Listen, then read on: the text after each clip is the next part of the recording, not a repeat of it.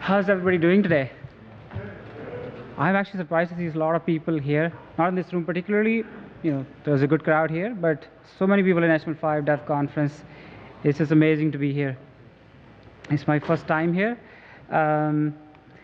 So what we can be discussing today is some of the kind of practices in optimizing memory allocation for the browsers when you're doing infinite scrolling scenarios. It still shows outside that I work at Microsoft, but I recently changed my job, and I'm at Electronic Arts. So all the Microsoft haters, you can relax. And I was joking, obviously. I know how popular we are here in this area. So the agenda today is that we're going to discuss some of the perceived performance issues. Perceived performance comes for a little bit of price. How we allocate memory for our for browsers, especially when we're running in the mobile space. And we're going to discuss some of the issues there as well. And it's important to distinguish, what the unnecessary memory allocation is from the leaks that get caused. So leaks are, in older browsers, we used to have a memory leak caused by a circular reference.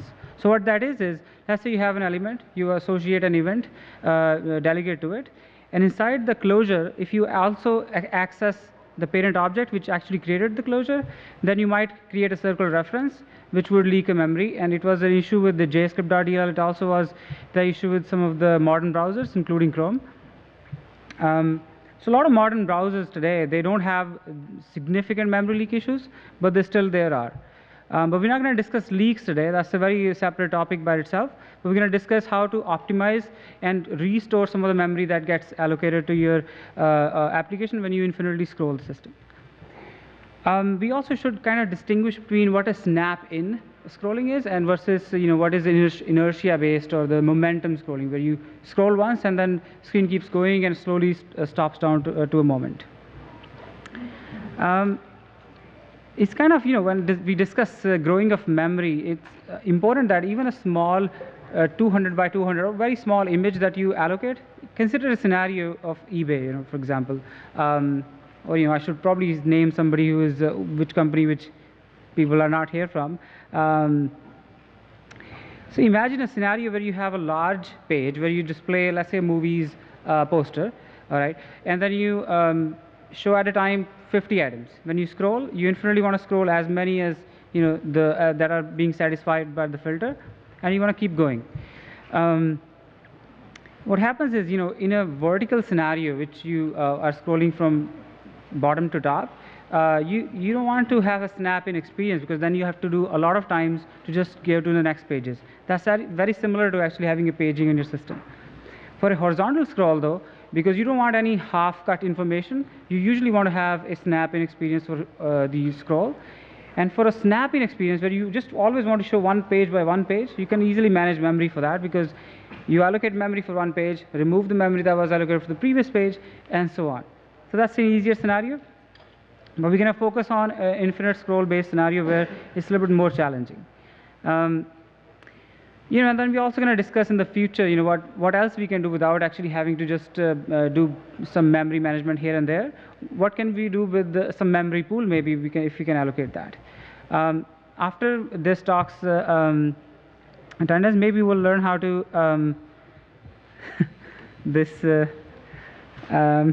we'll learn how to use some of the memory profiling tools and how to see how much is allocated or not, and how it's coming back, and how the garbage collection hits happen. And then also we'll discuss some of the future ideas. The scriptable elements are the elements which you instantiate, and then you allocate some metadata to them, and then they become part of your DOM. And you can always see them in the DOM Explorer. And you can also, if you're using some F12 development tools, Control-Shift-I in Chrome and in Safari, you can load up the DOM, and then you can point out to a particular element, and then it can show you the HTML where the element is. But that element where you actually have pointed your pointer to, that may have been a scriptable element or the element that was part of the markup.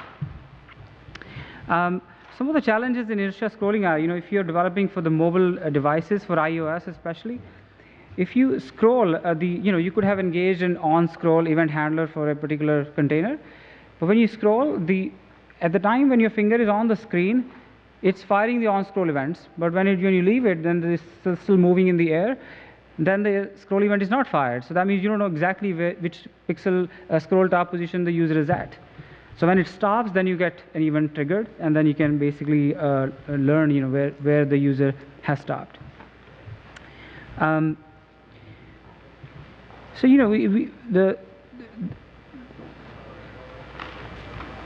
so some of the challenges are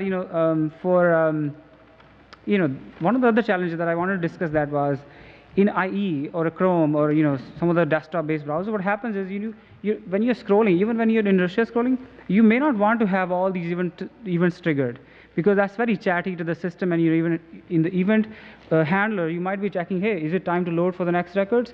Is it time for loading more records or not? And that may be too much, but there's not a single balance between the iOS-based blocking of the UI thread versus making too many calls. And when you're loading new items to the page, you want to have a flicker-free experience. You don't want to have a jitteriness, where some records just show up after some of the other ones. Or so one of the other issues with iOS inertia-based scrolling is that when the inertia is going on, when you haven't stopped yet, if you manipulate DOM at the same time when it's actually scrolling, then you will see a little flicker on the screen, which is a really bad experience. And a lot of commercial applications today, they have that issue. And you can repro that issue by actually scrolling and then trying to do another action on the screen, which changes the DOM. So the slowness in the application, the sluggishness is only one issue. The real issue is in some of the apps that I have seen on iPad too, you keep scrolling and then items keep loading, and at some point of time, your application just restarts itself. Or sometimes it just actually closes, and then you see the home screen on iPad and iPhone. The newer devices have higher RAM, like I think iPad 2 had 512 MB RAM, the 3 had 1 GB, and the iPhone 5 also has 1 GB RAM. So they're a little better, but still, if we are not worried about these scenarios, then we are still going to crash the application. Because it's not like the traditional system where your memory, if there's not much space, then it's going to use a virtual RAM. There must be virtual RAM scenario there, but it still crashes the app, which we don't want. And you would want to keep the memory in control as much as you can.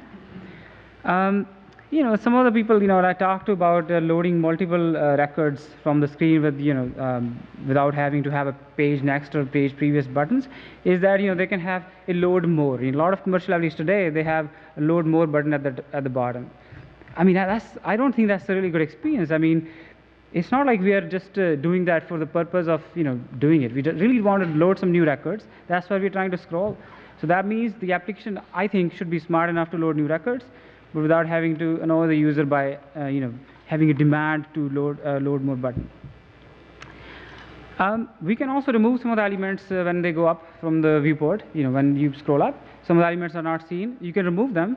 But that's actually, again, as I was mentioning earlier, it's easy for the snap-in scenario, but when it's scrolling with the momentum, then it's not that easy, because you want to make sure that the experience is smooth enough. You don't see the blank records. You don't land at the place where there are some blank elements shown.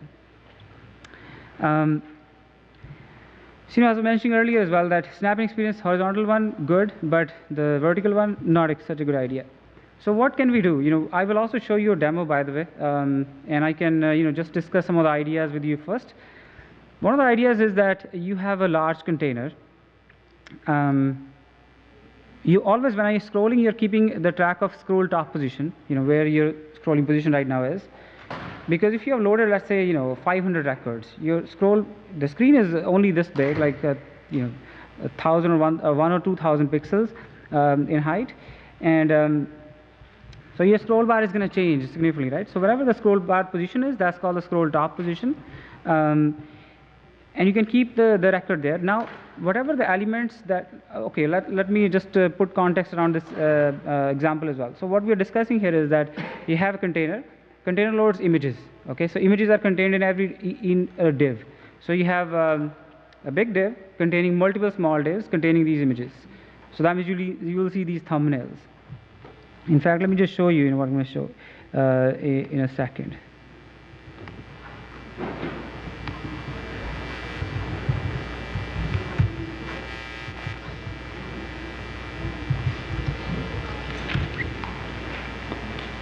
Let's say these are the images. Okay. I also wanted to show you some of my fine art collection, which I created in 5 or 6 lines of PHP code. So, so these are the images. We're going to scroll them, so you can see. I can scroll them basically. So this is not the page scroll bar. This scroll bar is of a div that I have created, and I have fixed the height of it. And I have inside that I have another div, whose height is like 2,000 pixels, and it has overflow as scroll. So only overflow Y is scroll, because we don't want to scroll horizontally. Okay. So let's come and discuss this one where we were. So when the items move up, because you have a record of, when you started with the first record, second, third, and fourth, all these images. When you go far, let's say 1,000 pixels away from the first record, and you're 1,000 pixels scroll down, what you want to do is we can create a stack, just like a very basic computer science fundamentals stack data structure, and grab the URL of this image and the ID of the container div, which was of that image. So basically, for the small divs, we get their ID of the div and the image URL. We create a tuple and then put it on the stack. Okay. So as we are going down, we are removing items from the top and putting on the stack. Okay. So when we go back up, we're going to pop the items out of the stack and then add them back into the DOM. Very simple idea, because you're going to have a last in, first out mechanism, right, with the stack. Now, the stack that we are building, because it contains some of the metadata, there is no binary information about the image. Okay.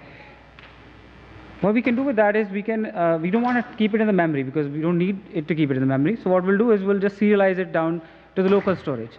Now the local storage is a double-edged sword. You have to be careful about that, because in the desktop browser it gives you 5 MB of storage. So you'll have to actually keep the capacity in check, how much is being used. But on the mobile devices, in the small phones and on iOS and Android, last I checked was 2.49 MB available only. So we're not storing any binary stuff by serializing it to base 64. We're just storing the textual metadata. So we can store a whole lot of records actually by using this implementation. But you have to be still careful about how much you're using and keep checking it.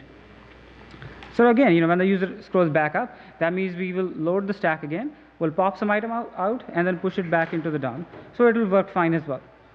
But the problem is this: when you're slowly scrolling back up, it's fine. It will work just great, because you will have you will give the time to the interpreter compiler these days. Sorry, JIT compilers, JavaScript engines.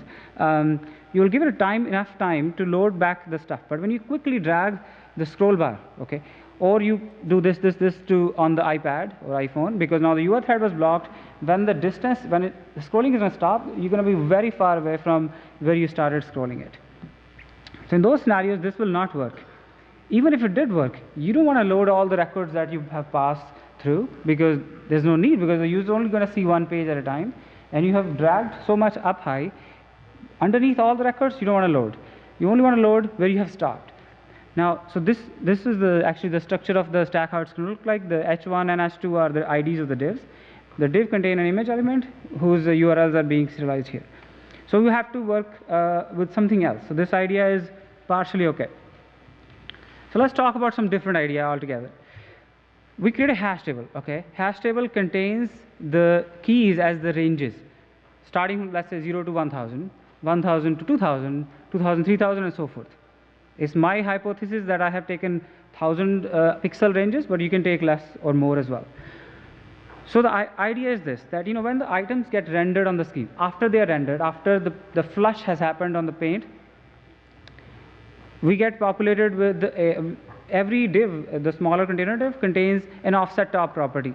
What this property means, if you're a web developer, you know pretty well what that means, is that this is the pixel position from the top of this container parent of the element that we are talking about. So if I had a big div, which has a scroll bar, okay, inside that I have a small div which contains an image. So relative to the starting of that container, how far is this pixel's top position? You could have pixel top, you could have a pixel nowadays pixel left, and I mean, not pixel left and pixel top are the old ones, but then nowadays in HTML5 specification we also will have probably bottom and right.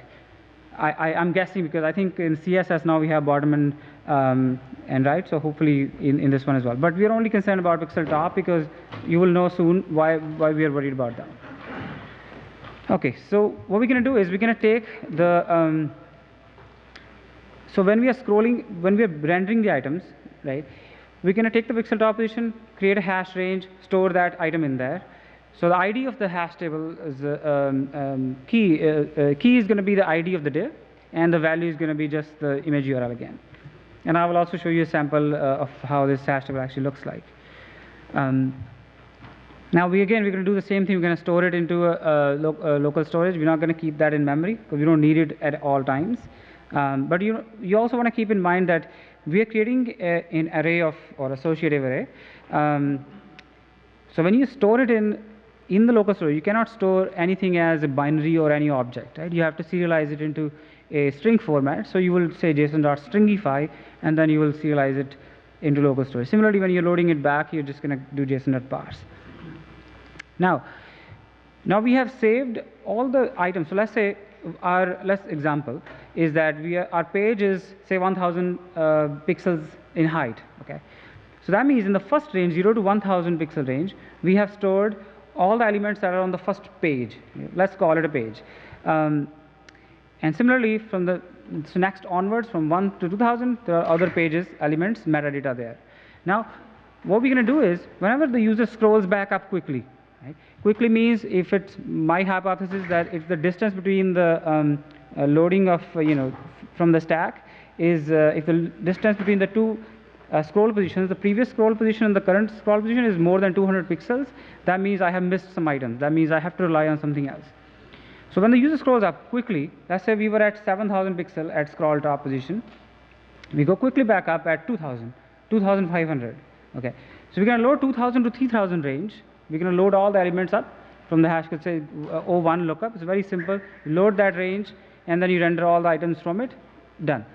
But sometimes what will happen is you will see that because we did we took a pixel value, we floored it, and then we sealed it, right? And then we found a range. But some of the items might be outside of that range that are still also possible to be seen there on that page.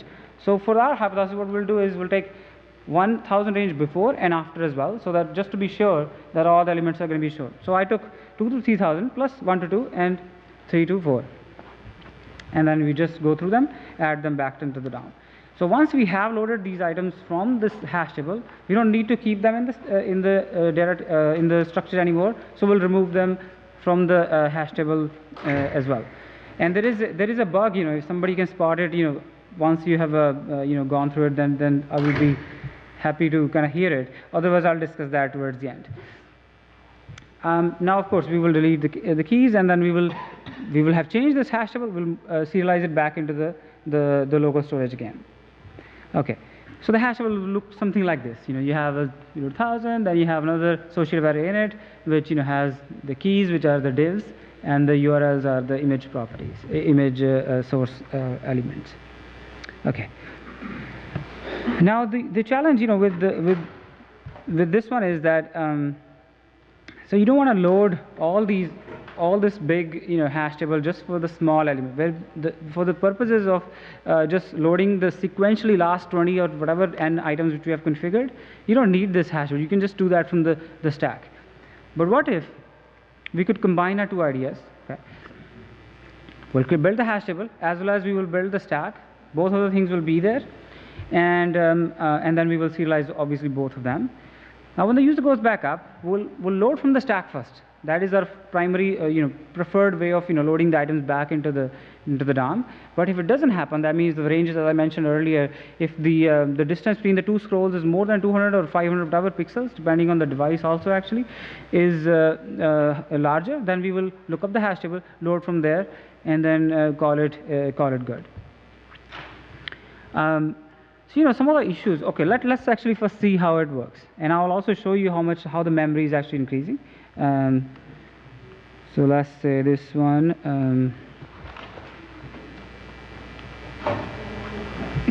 Okay. All right. So this is a basically a very simple page, and you will get the code for it. It's very straightforward. Actually, it's just loading new items when we hit close to the bottom. So 1,000 pixel difference from the bottom, I make another call and load it. And let's also take a look at what it's doing with our memory here. Okay. So let's see how much it is in the beginning. It's about 41.5 MB. Here it is 41.1. Okay. Let's keep scrolling, and you will start seeing some jumps, because we are adding more and more items to the DOM. Can you resize it? Oh, yeah, sure. Oh, it's here. Actually, this is because the resolution is bigger. I'm sorry, I should have taken a look at that earlier. Let me do this.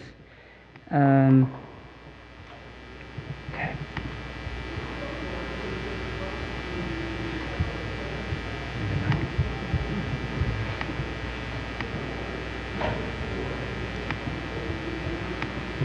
Okay, this is one. This is also one.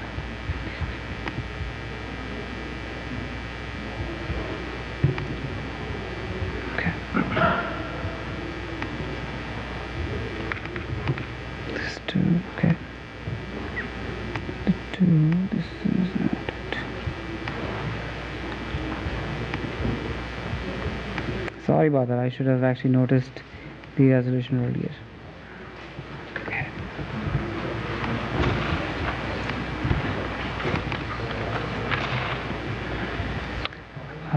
Okay. I'll reduce it further. See what happens.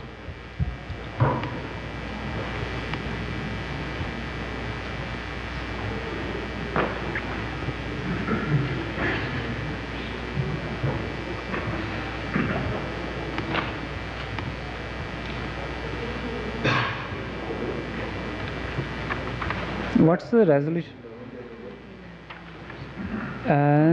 The resolution on this one is wider actually.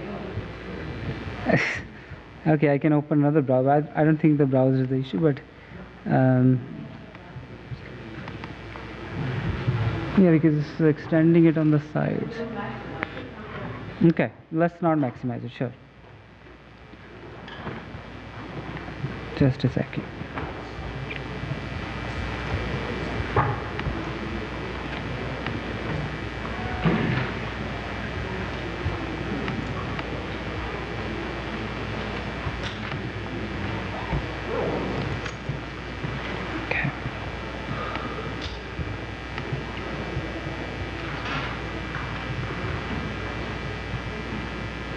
Okay, let's see if that works.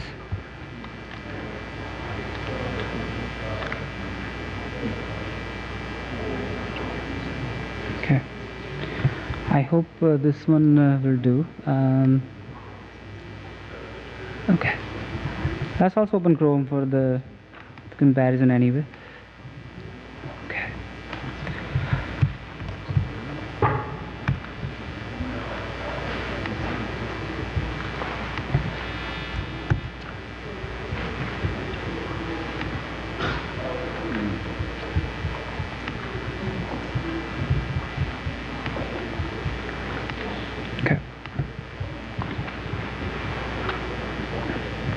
Alright, so you can see in Chrome, because it started at very low allocation, the memory is creeping up, and it's going to keep going up because until the element is removed from the DOM or not, it doesn't have any reference. It's going to be kept in the pool of these objects and won't be collected. And you can see here there is a garbage collection hit, but it doesn't mean that those elements have actually gone out of scope. So they are still there. So what we're going to do is we're going to do this first. We're going to remove the elements that we don't need, that people don't see. Okay. So I wrote this code, and you can get the code as well. You can download it. I'll put it on this. There's a URL I mentioned in the presentation, and you can download it from there. But okay. So, okay. I shouldn't have done this. Right. Yeah. So we're going infinitely down, but when we go back up, you can see that some of the items we should have removed from the scope. Maybe some of the screen resolution thing is causing that. You don't have to know the size of the data, but you will, when we load new items based on some heuristics, look, you can, I had taken some heuristics, like some pixels, how far it has to be from the bottom. When I resize the page, I had to compute those things again. In my production code, I did that, but in the small code, I didn't. That's why I didn't actually remove the elements. So if you go back up, the elements aren't there. So what I did was I took the image elements, I put a space, like a blank space in the source element. So that's why they are gone out of scope, and then we collect the memory allocated for those. Now these are the places where we need to restore the items back, so that the user can see a seamless, you can have a seamless experience. Okay, so let's go back here, and then first try to load them from the stack we created. Just refresh it.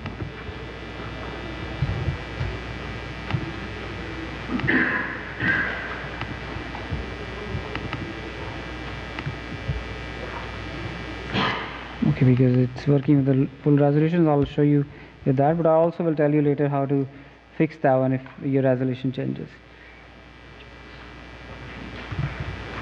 You go back up, you can see they're being restored from the stack slowly. And let's go down. I also will show you the problem that we have if we use only this approach. So down, going, and let's go here, grab the scroll bar. You see that? So the items aren't there because the distance was so much, the processor wasn't so fast. Processor means the JavaScript engine wasn't fast enough to load all the items back from the stack. So that means we are left with this blank screen. But we need to fix this problem. How we're going to fix it is, we're going to see where the scroll top position is, and then we're going to get some 1000 pixels range elements from the top, 1000 in that range, and 1000 afterwards, and then we're going to put them back into the DOM as well, so that you have everything is seen properly by the end user. So as I was mentioning earlier, in this code I have taken distance of 200 pixels, but for your resolution it's going to be different. So that's why this is just a sample, that you will do something so that you don't try to load from both the places simultaneously. So let's do the same thing. Keep going down. Okay. All right. So as we go back up, you can see that they are being restored, but now we're going to drag from here, and you can see they're coming back. Okay. So this is what you want to make sure that you don't load unnecessary stuff into the DOM, and we also will take a look at actually how the memory is. I will do this. Actually, let's do that.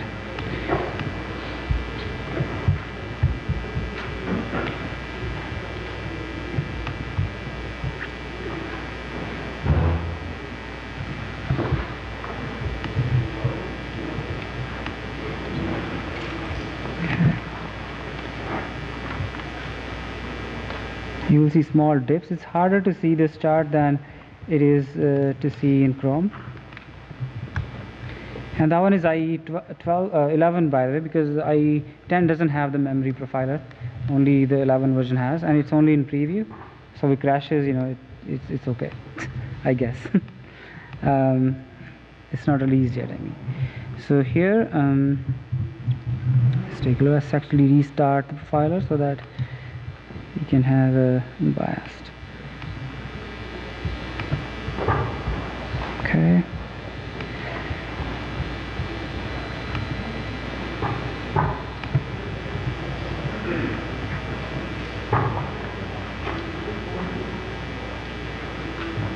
Yeah, this is the kind of chart you don't want to see when it's just going up, and there are smaller dips caused by the garbage collection, but amortized cost of the memory is going to be higher because it's not going to collect the references. Okay. So you can see here, that we went down here, but then we, came back up a little. Let me refresh that, and hopefully now we will see that, memory is being claimed back for some of the elements that we're removing. Okay, let's go back. Yeah, so the Chrome, you will see that, one more thing I must mention is it's just a browser comparison. How I'm generating these images is that I'm generating the image from the server via a PHP file, and then I'm just appending a milliseconds count to the image URL so that it doesn't come from the cache. What happens is that in the IE, you will see that there is more, in 1 millisecond, it generated less images, but in Chrome, some of the common images are shown many times because it was probably faster that, they all have the same signature after the image. Let me just show you that, what I mean. So here, if you go here, let's take a look. So this one is 259, which is just the what I added so that it doesn't come from the cache. But even for the second one, it's also 259. Does that make sense what I'm saying? Because here there are more variety of images. That means they have different milliseconds appended to the URL of the image. So it kind of tells you, which one is a little bit faster as far as the engine is concerned. Okay. Okay, some of the issues I wanted to discuss here, as I mentioned earlier, there was an issue when we load some items back from a hash table. We don't have a simple way to remove its metadata from the stack that we also have. Because if we were to remove the items from the stack, then we have to go through the stack. That means we have to traverse an ON time complexity, which is not such an optimal thing to do. But when the vice versa is the case, where you're actually trying to load some items from the stack, because you have the key, which is the div's ID, then you can easily look up the range. You only have to go through some of the ranges and then find that key and delete it. So the reverse is not true, which is not very optimal. Other thing is that, when you scroll down and, you remove some items from the top, when you go back up, you can put the items back into the memory, but from the bottom, you're not going to remove the items. You should, because, you still don't need the memory allocation for them because you're not seeing them. One of the other ideas could be that you create basically a pool of DOM elements, which you keep recycling. You're going to keep them positioned, and you're going to move them using translate 3D. So translate 3D is a method that allows us to do some transfer matrix on x, dx, dy, which is distance on x-axis, y-axis, and z as well. But you're not going to use z because you want a 3D effect. But when you use translate 3D methods, you're going to be able to use hardware acceleration to move an item from one place to the other, either on y-axis or x-axis. So you can do that, but the problem is with that, you don't have the free inertia-based scrolling or the momentum scrolling that comes with IE, comes with the iOS-based browsers and Chrome. The Android is a completely different story. You will see a lot of jitteriness when you try to implement the inertia-based scrolling on it, because I believe there is some gap there comparing to the other browsers. But you can take a look at yourself as well, how smooth it is and how you can address that. So my point was that if you have a pool of all the div elements that we have allocated, let's say they are 5 times the size of a viewport. Okay, when you scroll up, you're going to move some items from the top and add it to the bottom, and back and forth. The issue with that is we're going to have to implement our own JavaScript-based inertia scrolling. That means you do this, you're going to have a timeout or an interval which will slow it down. So it's going to be a little bit challenging thing. And if you implement JavaScript yourself to do that, you may not get the hardware acceleration. That's why using native scrolling approach is probably better. But then you have the cost of removing some items, adding and changing the DOM, which is a little bit more expensive, and you may not be able to just remove an item from the DOM, because if they're not positioned absolutely, that means if you remove a child from a container div, it's going to free up the space that was allocated to it, and then the elements are going to shift up, and you don't want that experience. But to address that, you can have all the things as absolute positioning, but then you have to keep track of where you place them. So basically, that's pretty much all I had. I just wanted to kind of keep a lot of time on having you guys have any questions about per platform or a browser. Then I might try to address those. So the summary is that you want to keep a memory on, keep an eye on the increasing memory for your system, for your application, so that it doesn't crash, doesn't go to a stage where you have no way out. I've seen a lot of applications crash on iPad 2, and iPad 1 is a very slow machine anyways. We don't need to discuss that. I guess it's not being sold pretty widely anyways. But some of the smaller browsers, you have to keep the memory in control. And we discussed, that from vertical scrolling, you want to have the inertia scroll, but your snap-in kind of scrolling may not be the optimal solution. Then we discussed some of the further optimizations, and that's pretty much I have.